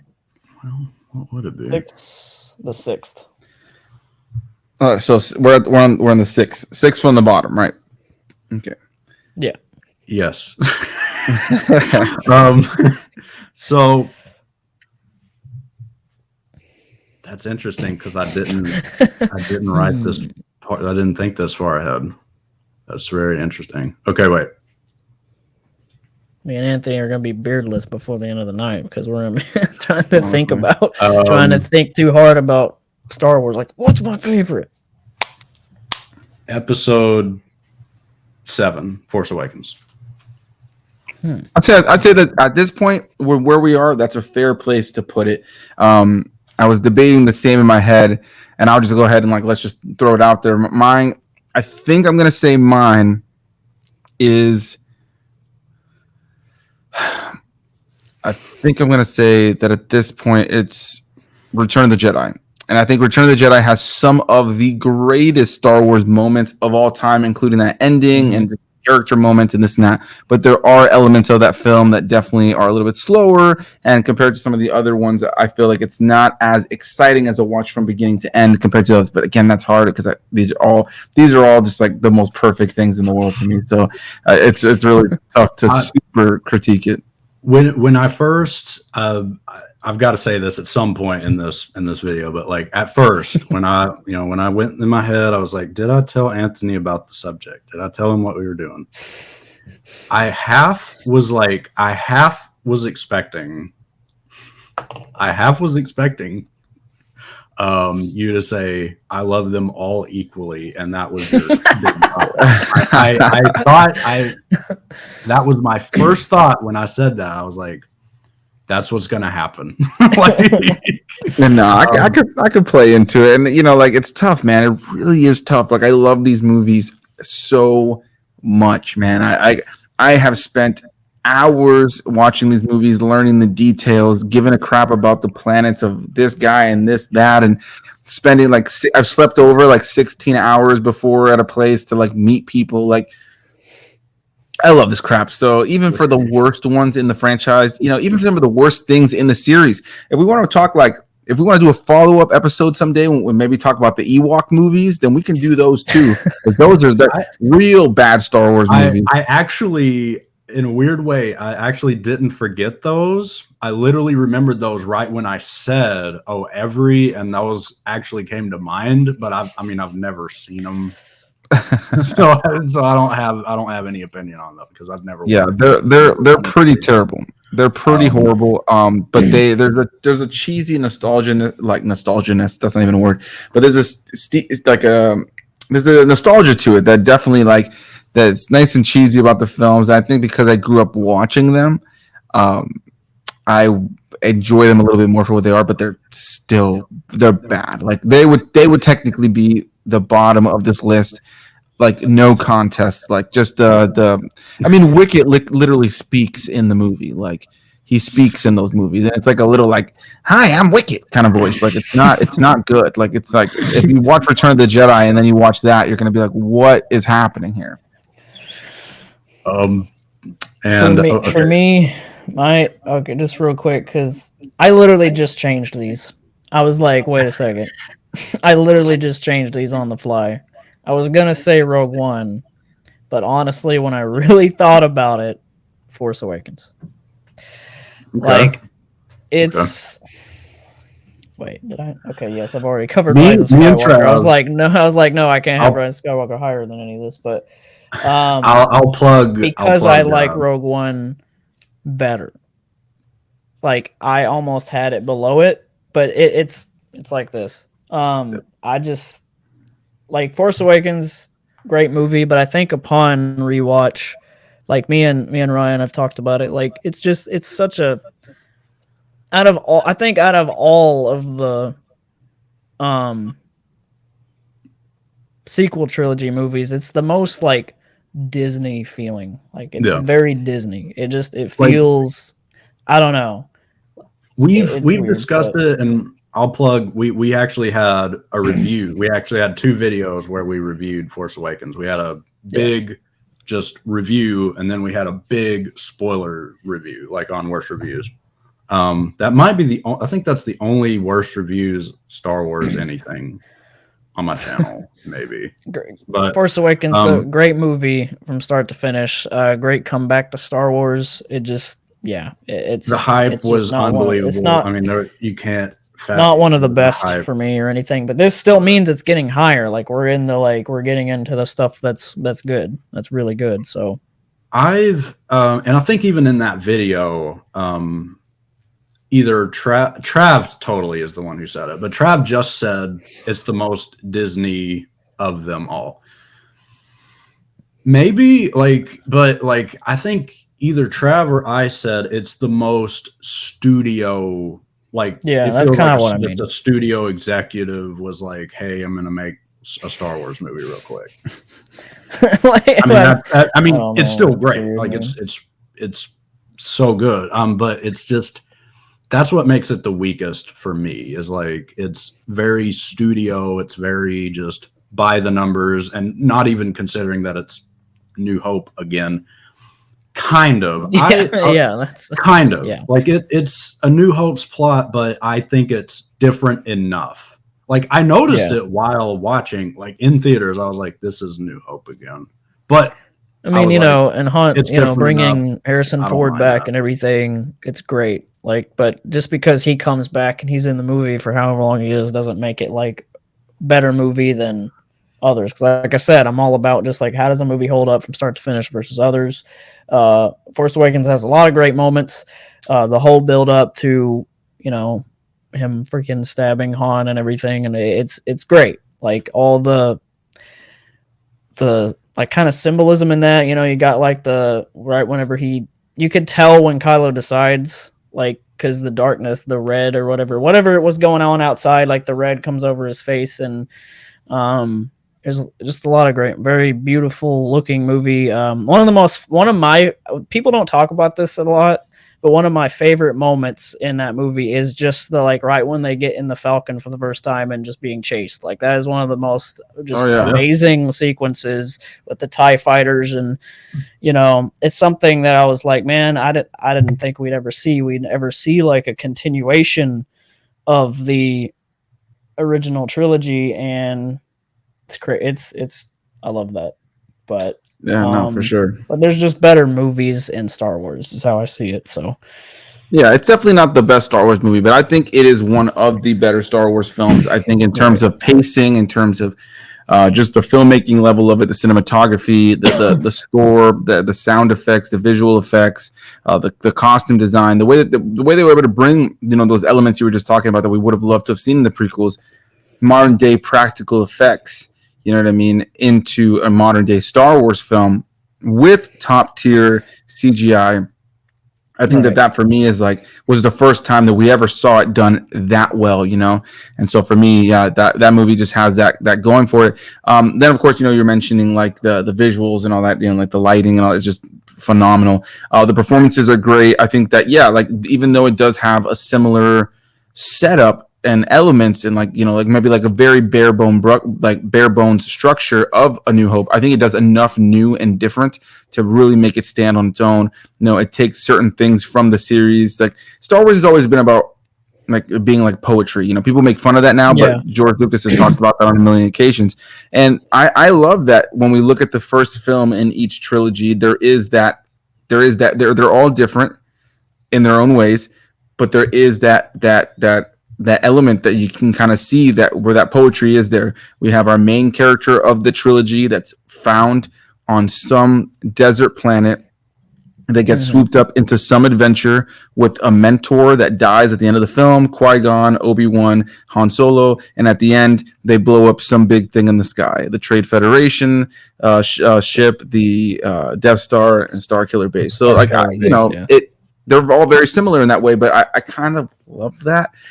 So yeah, I love The Force Awakens. I'll never forget seeing that movie for the first time. Like Ryan said, the hype around it was like you can't replicate that. And yeah, like me and Ryan went opening night, and it was just like the full packed full, and just it was crazy. It was just one of those things where I was like, one thing I thought of, and this was like, I might have thought of it for like years or something. It may have been like a whole years and years thing that I was thinking about, but like it hit me like about a week before it really hit me. I was like, is Luke gonna be here? Like, is Luke coming? Like, is he like that was my big I think thing. everybody thought the the saber flying out of like, the snow was gonna it's be about Luke. I was like, that was the biggest, like, I think I said that out loud. I was like, it's about Luke. So, oh man, the hype was just around. Everyone was hyped. I mean, that Kylo and Rey fight in the forest was like, okay, like while I was watching it in theaters, I was like, this is how you do saber fights. Like, not, you know, like prequels have some great saber fights, but when I compare, like, you feel more of the weight of the sword instead of like kind of the choreographedness of it, and it felt more like original trilogy. So I was like, I love this. You know, they're cutting trees in half and stuff. I thought it was great. Like, it's also the dialogue that's an important part. You know, like when you think of that, you know, the fight between Vader and Luke in Empire Strikes Back, like, what makes that scene so amazing, you know, that it's not necessarily, you know, the actual lightsaber fight, even the worst lightsaber fight in the series between, you know, Ben and Vader. What really, you know, what really matters are those lines of dialogue. I've been waiting for you, Obi-Wan. You know what I mean? Like, there's just so many great moments in that. You know what I mean? Only a master of evil doth. Like, there's just so many little things that you can pull from. Same with Vader versus Luke. You know what I mean? What's iconic about those scenes is the dialogue. So I like that they brought that back to the sequel trilogy, where characters are talking in the middle. You know what I mean? You get to build the stakes between them and build. You got that moment where they're clashing the sword, and he's like, "I could show you the ways of the Force." I thought that was a beautiful moment to stop and give Rey a moment. Like, she was like, she got reminded about the Force in that moment, like, the Force. Yeah. Okay. and then just freaking, and that hype, whenever I saw what she does to his face and everything, and I was like, this is going to be a great character going forward. Like, I was hyped about, like, the possibility of seeing her skill, because she's already like that on that level whenever she hones in on the Force. And I was like, okay, like, it's going to be great. But, and, I have some problems with all that on the sequel trilogy, how they kind of went into that, but not on the level that I wanted. But yeah, I mean, overall, really good movie. Yeah, you feel the weight. You feel the weight of it too, because when Solo dies, it's like there's a reason for that fight. She's angry, and Finn's angry. That moment, you know, he ignites the saber. You could hear the audience like, "Oh snap!" You know, and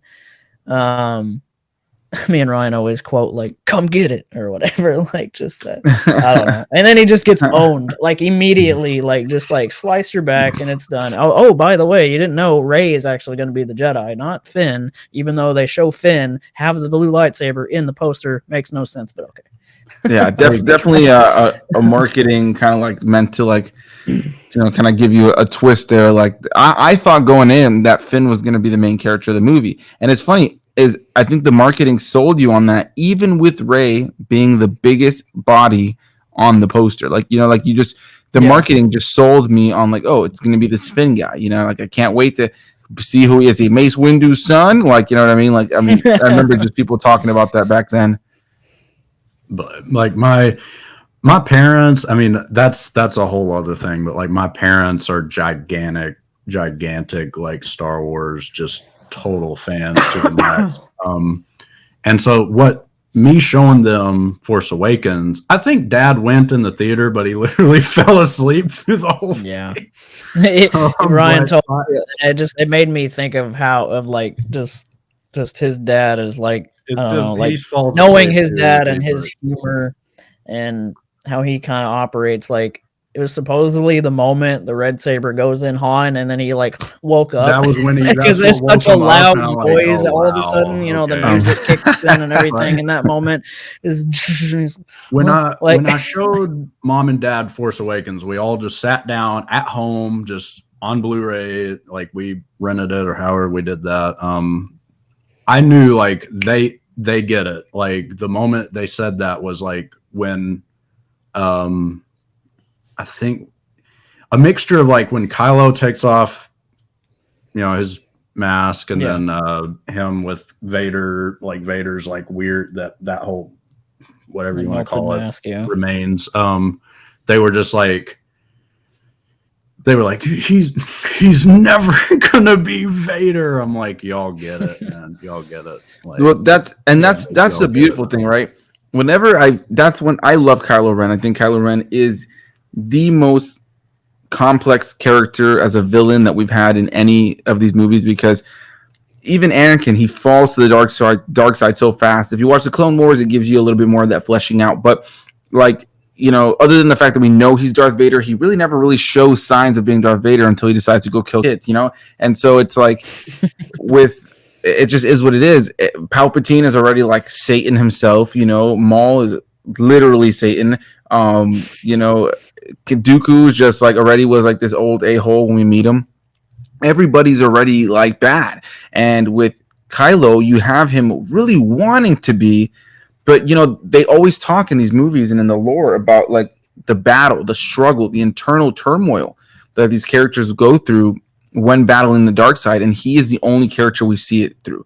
You know what I mean? Like he makes these decisions almost out of like angst, right? He really wants to be Vader. And Rey even says to him, you know what I mean? Like that he's afraid of like not being able to live up to Vader. And he pulls back and he looks like a little pissy kid. And people are like, oh, emo dumb villain. I'm like, you're missing it. You're missing the point here. You're missing who this character is. They're like, oh, he's not as imposing as Vader. He's not supposed to be. In the sequel, in The Last Jedi, there's that great moment where, Snoke tells him to take that stupid thing off, and then he takes it off and he's broken. He's broken to the bits. He's putting on a facade, and I love that about his character. Leading up to that fantastic scene, which is my favorite scene in The Rise of Skywalker, where he's sees his dad like in almost like a forced vision memory kind of thing. Literally my favorite scene in The Rise of Skywalker. But yeah, I agree. Like your parents got it. You know what I mean? Like that is who the character is. He's not Vader. He's not supposed to be, but we really get to see the complexity of how much that pull to the dark side can really rip at you and trying to stay in the light. The two sides kind of tearing at your soul. Like that's a huge theme in Star Wars, and it's the only time it's truly been explored. But what number are we on right now? Are we in our top 3? It'd be top 5. So it'd be number 7 from the bottom. So okay. Like 5. Gotcha. All right. Okay, so in that case, I will go with Last Jedi. Yeah, I mean, I think it's a fair place to put it. I definitely not as I would put other movies above it, but hey, I think we've talked about The Last Jedi already, but like, yeah, I mean, I think that's a fair place to put it. Some people would think you're, blasphemous for that. Yeah. for sure. But it's just one of these things where it's like, I love it, but it's just But when it stacks up against, it's another situation where it stacks up against other stuff, and it's like, But well, I mean, Anthony's saying it's blasphemous that I'm putting a certain movie higher higher than 7 and 8. But, oh man, I didn't even think about that. Holy crap, you really put that up there, huh? Maybe. Wow. Now that I think about it. What's your number 5 pick, Trav? Oh, 5? I mean, well, like it's your 7, but like, you know, top 5. We already covered it a whole lot. I'm probably the only guy that, unless I'm not, that has this the highest on the list, but Rogue One. Just for every reason I've already said. Moving on. Like it's just, I love it. Some of the acting here and there is like, you know, like Anthony defended Jen pretty intensely. I just, like, as much as I feel like we might could have had a stronger. I love her, but it just like, I don't know. It's not, something definitely feels off about it to me. Her performance is good. There's that emotion or whatever, but like maybe if it was like Cassian or something leading instead, I don't know. Like I don't know what it is. But still a really great for like me to not love her as a character, but love this movie this high says a lot. Like everything around it is an excellent movie. So that's just how I feel about it. But yeah, I'm gonna put The Force Awakens right here for me. I think this is like a good place to put it. It's, you know, it's just a really good Star Wars movie. You know, we just talked plenty about it, but for me, it's just a really good, well-paced Star Wars film that just has. I think it's one of the better paced Star Wars films. Like it's a breeze of a watch. Like you don't feel like you're sitting there for a long time. It goes by pretty quick. All right, so top fourth choice. Yeah, my camera went blurry, but yeah, it's gonna be Rise of Skywalker. Man, you know, Ryan loving that movie so much. It just like he's always been like harder on movies than me. Like he like I'll walk into a movie and I'll watch something with him and I can almost kind of feel like, yeah, he's probably going to hate this. But then sometimes he surprises me and he like really loves a movie. Like I didn't really expect him to love Shang-Chi. And like I was like, oh, okay, or you loved it. Like and there's been some surprises, like, you know, the first Suicide Squad in 2016. I was like, that's definitely that's a recipe for Ryan to hate, but he loved it. And I was just like, okay. But for this just totally just completely throws me off. Like, how? It's almost the reason why I wanted to do this was just to lay it on everybody. Like, yes. The title of the podcast, The Rise of Skywalker, is Ryan's top 4. So, I will say, and this isn't like a defense of the movie. I literally won't defend the movie. That's my stance on it. I literally won't be like, wait a minute, you're wrong. Like, I don't feel that way about it at all. It's literally, in more ways than one, it's kind of broken. Like, it is a broken movie. Not from the ground up, but it's just a very, like, it's very It's standing on shaky legs. It pulls through for me, and for some people are just like, okay, this is the worst it's ever. I still love it, by the way.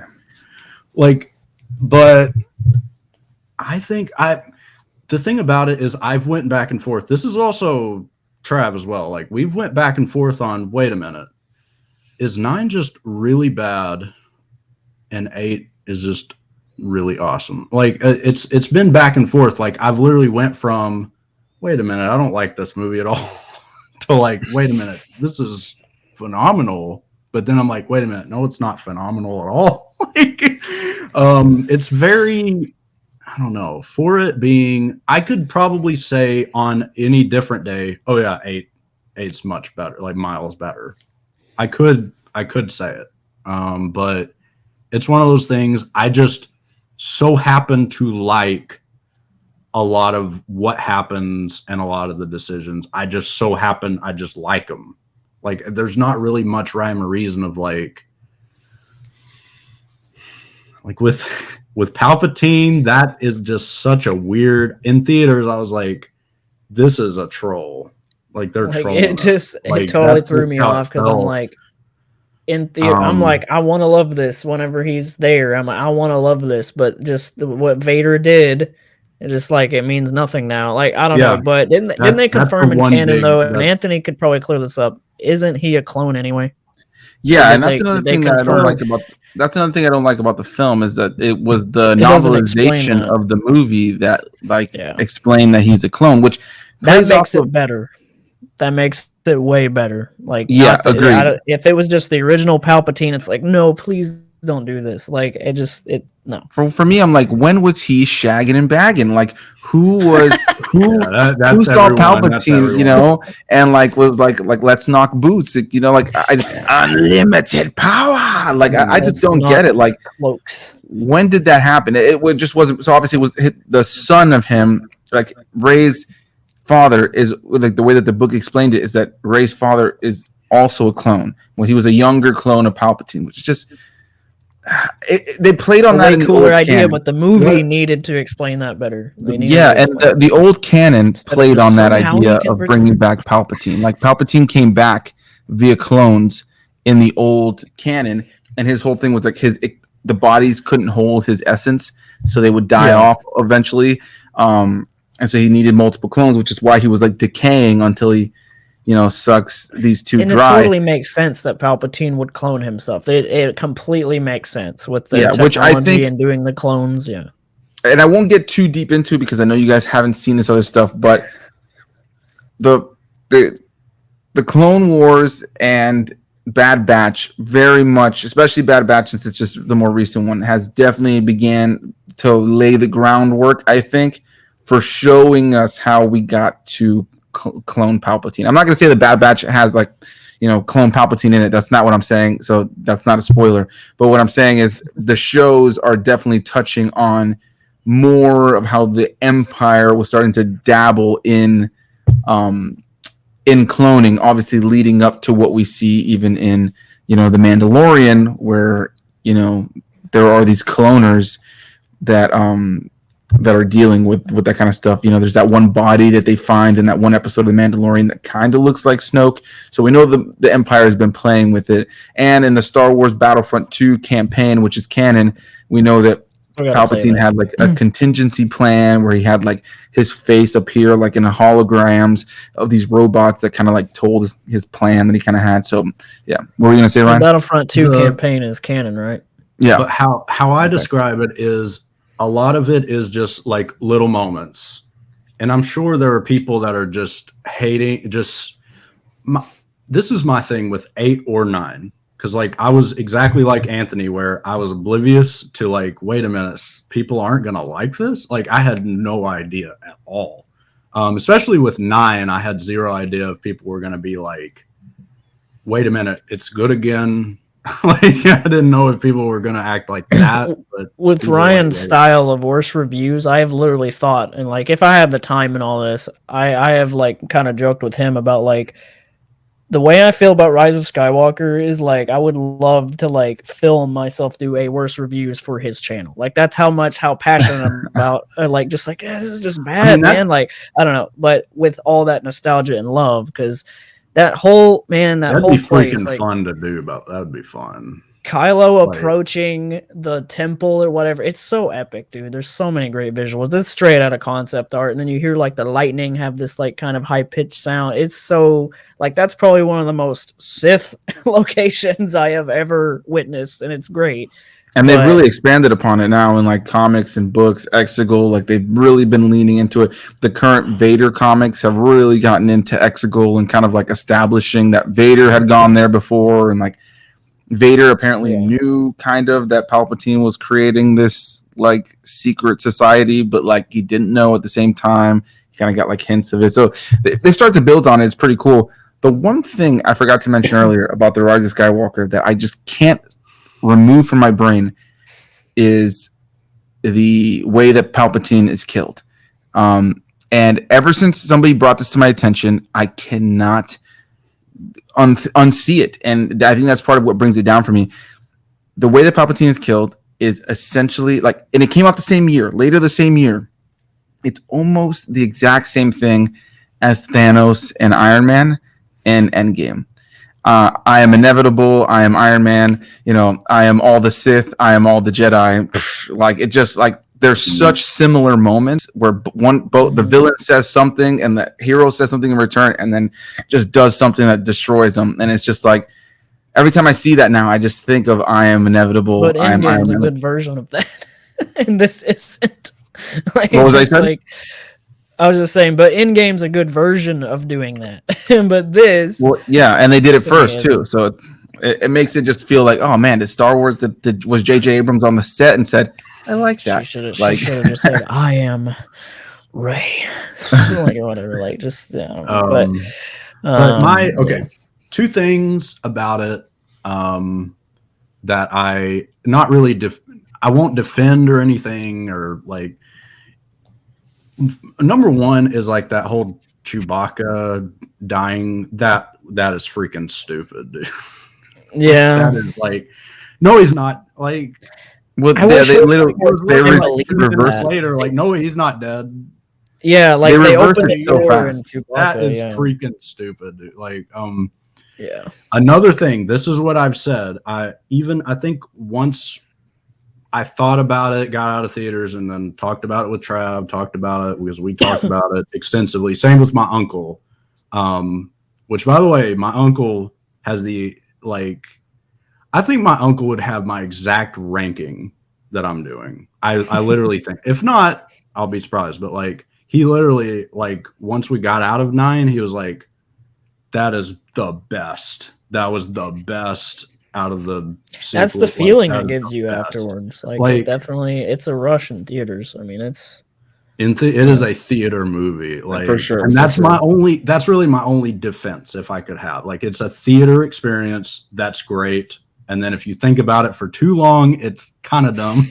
But my one thing, and I'm so curious on people's reactions. Like, I don't know if I said this to Trav before, but one observation I made was like, wouldn't have that been so interesting if Ray died? Yeah, I would have honestly loved it. I think it would have made the most sense to me. I think that Kylo should have survived.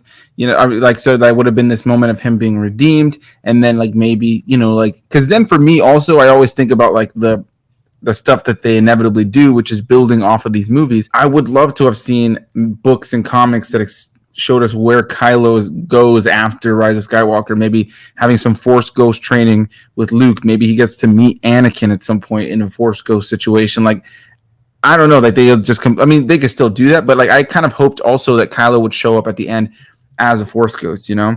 So yeah, I think that's definitely an interesting perspective. Really quickly though, guys, I hate to be a guy. I do have to wrap up soon, and I don't worry, I'm not gonna end before we finish talking about all of our numbers. I just know we gotta put a little fire under the butt. But yeah, no, I love that. I'm gonna say I love that you put it that high. Yeah. Thanks. yeah.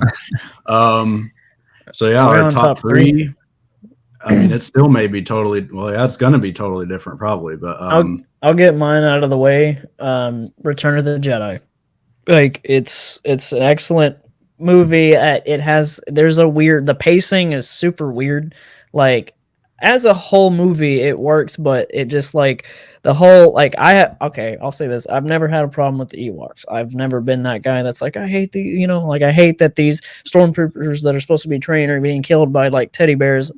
It's whatever to me, but there's a weird jump where like all of a sudden they're on Endor and it's for the rest of the movie. It's like pretty early on that they show up on Endor. I just wish there would have been a little bit more meat to the bone of the movie, I guess.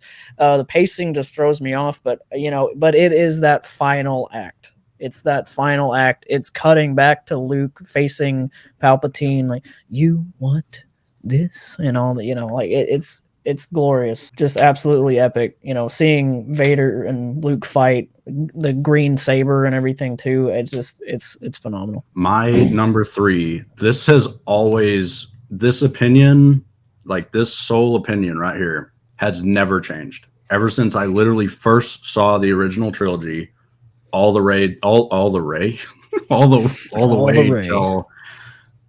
till this very second, this has always been my order of 4, 5, 6. Episode 4. Episode 4. All right. Episode 4. I easily, like, we're getting into like favorite movies of all time kind of territory. Yeah. But even episode 4, even when I did my top 15 favorite movies of all time, like that video and that list and all that, and I'm still kind of adding every now and then. I'll change it or whatever. But 4 has never found its way onto like an ultimate favorite. Like for me, it's only gotten better for me. It's with every amazing. rewatch. It's weird. Like it got better for me in recent years. I was like, that's like, I don't know, because I used to think the same thing, where it's like that's my least favorite original trilogy, but it's not anymore. Yeah, I used to say the same thing. I used to say it was my least favorite original trilogy movie. But yeah, like obviously I put Return of the Jedi back there a while ago. I also forgot that I didn't say my number 4, which was Rogue One. So my number 4 was Rogue One. So it feels like it's a good place to put it. But yeah, you know, I think that's a good place to put episode 4. My third option would be Revenge of the Sith. I just think that's a really good place to put it. Top 3, number 3, which obviously leaves 2 original trilogies for 1 and 2 for me. So. But yeah, okay, so number 2, so this is for sure favorite movie of all time kind of territory. Episode 6, like it's way up there.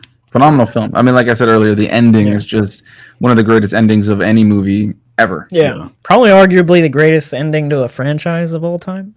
Yeah, I mean, it's up there, man. It's up there with some of the greatest endings. Like it's just a perfect ending. Even with the all this is making me. I just want to watch these movies now. I know, right? I just want to throw on these movies. Exactly. I even want to rewatch Rise of Skywalker for some reason.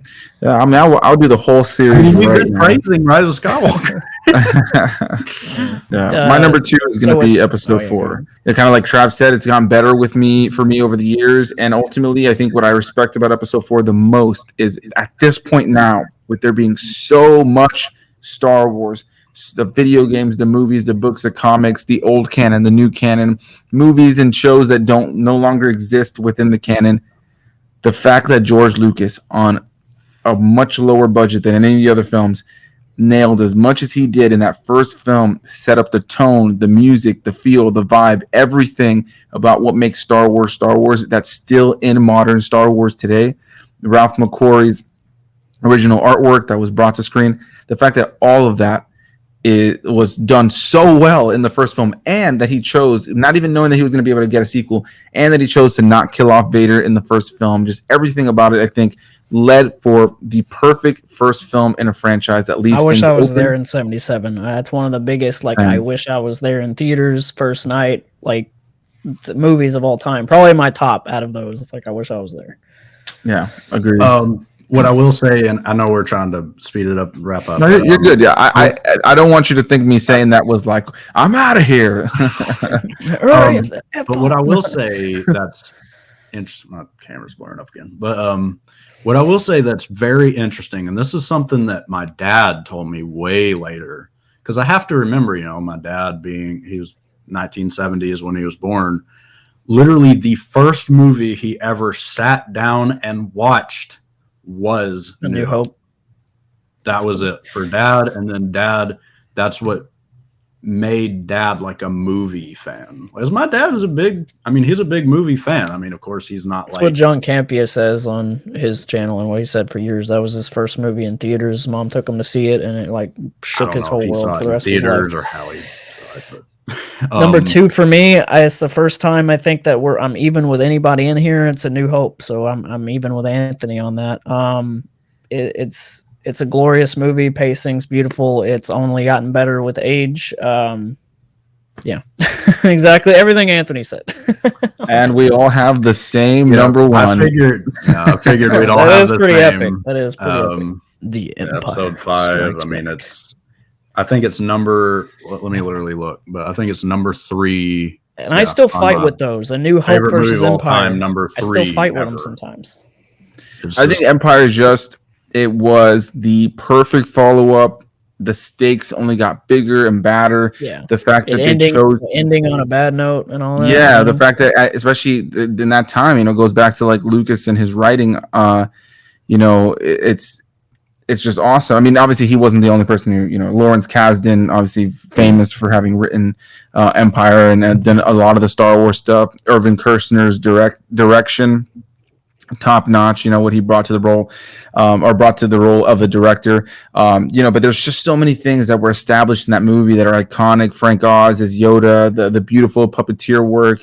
These different locations, Dagobah, Hoth, that things that like we think of Star Wars now is like, of course, those planets, but it's like they were so new for that movie, and it's a beautiful film. Like everything about it, I think is damn near perfect. The performances, the world, the music, the feel, the vibe, the lines of dialogue, the costume design, the set design, the introduction of characters like Lando and Yoda, and it's just so much that a little movie bit has of the done. Star Wars underground, but in a movie. Like it's kind of what I want to see further going. That's what I hope Boba Fett will be, is a little bit more of the underground and of Star Wars.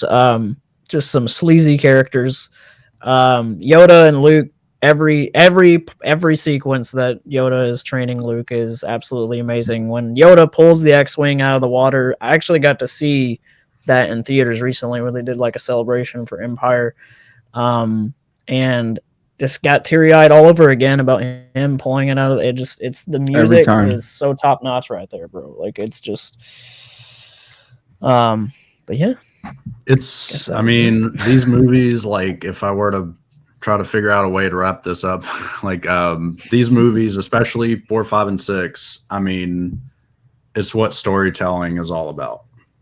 I mean, yeah, I mean, the entire franchise for me shaped me as a movie fan ongoing. And if the prequels, the fact that they even exist kind of like maybe was sort of the start of me trying to figure out growing up, like what a good movie is and what a bad movie is. Like Star Wars had a lot to do with that for me. Sure. Just great from start to finish, even without all the stuff that you get, like shows and everything, like just great, movies and storytelling. Oh yeah, I mean, Star Wars for me, it means the world to me, right? Like I wouldn't be doing movie reviews, I wouldn't be doing anything, like I have the prequel posters right up there above me, like Nice. like I just have Star Wars stuff around me at all times, like it's just, and some people find it goofy or whatever, but I just love it, and I think back to these memories I've had across my life for celebrating these movies. Like, how many times do you have these movies? How often do you have movies that you see that outside of saying, oh, I really like this, hey, really check this movie out, that you go somewhere and celebrate it?